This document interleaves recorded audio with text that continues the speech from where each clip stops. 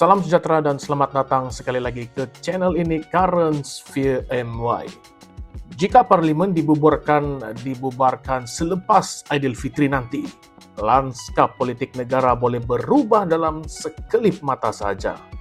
Kuasa menentukan masa pilihan raya berada di tangan seseorang Perdana Menteri yang sedang berada pada kedudukan paling selesa. Persoalannya, adakah PRU 16 akan dipercepatkan ketika lawan masih lagi bercakaran? Kita sedang menyaksikan satu zaman yang ganjil. Kelas politik hari ini bukan sekadar perbezaan pandangan, tetapi terpecah sehingga sukar mencari titik temu.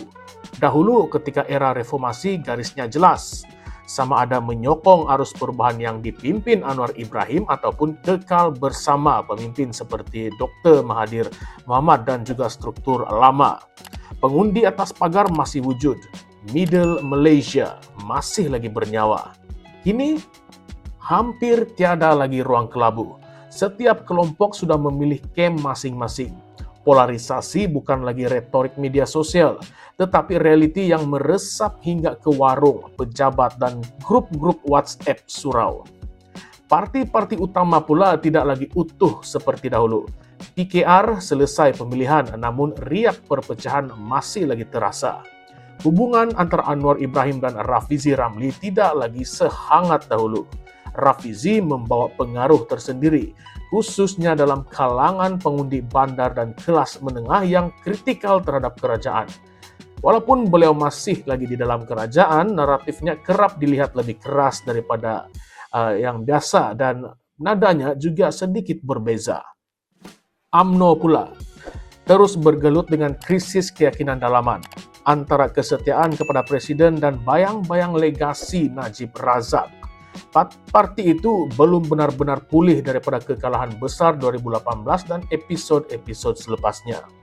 Barisan Nasional bukan lagi gergasi yang digeruni. Ia kini bertahan melalui pakatan yang suatu ketika dahulu dianggap mustahil. Dan DAP juga tidak sunyi daripada percanggahan dalaman meskipun kepimpinan seperti Anthony Locke berusaha mengekalkan disiplin dan kesepaduan. Amanah bergelut dengan persoalan kesinambungan kepimpinan. Semua ini menunjukkan kerajaan perpaduan berdiri atas realiti politik yang kompleks dan bukan romantik. Namun yang paling kelang kabut ialah pembangkang kita. Dalam Perikatan Nasional, PAS dan Bersatu tidak kelihatan seiring sepenuhnya. Krisis di Perlis membuka ruang spekulasi tentang ketegangan dalaman. Watak-watak seperti Sanusi dan Samsuri menjadi bahan polemik sesama penyokong. Bersatu pula berdepan persoalan kepimpinan antara Muhyiddin Yassin dengan Hamzah Zainuddin dan bayang-bayang Azmin Ali. Kesatuan itu ada, tetapi retaknya semakin hari, kawan-kawan, semakin jelas kelihatan. Di tengah-tengah kekusutan ini, Anwar sebenarnya berada pada posisi yang sangatlah strategik. Ekonomi mencatat pertumbuhan KDNK 5,2%, malah 6,3% pada suku terakhir tahun lalu. Ringgit pula menunjukkan tanda pengukuhan. Tiada gelombang protes besar tentang harga barang atau subsidi bersasar ke belakangan ini. Bantuan tunai pun diterima sebagai kelaziman dan bukan lagi bahan cemuhan.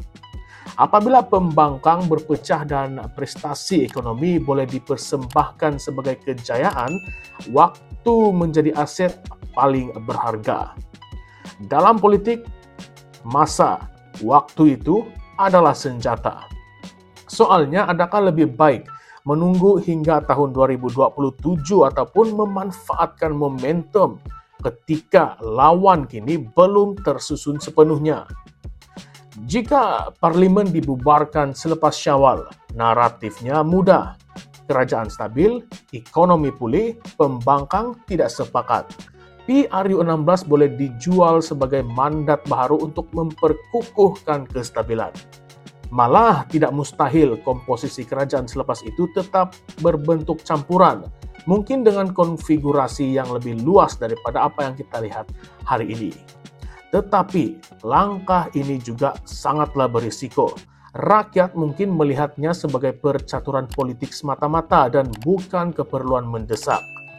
Dalam suasana kos sara hidup yang masih menghimpit sebagian besar rakyat, persepsi boleh berubah dengan pantas. Politik Malaysia penuh dengan kejutan. Sejarah telah membuktikannya pada tahun 2018 dan juga 2020. Naratif utama hari ini jelas, pembangkang berpecah, kerajaan relatif stabil. Dalam keadaan sebegini, siapa yang paling untung?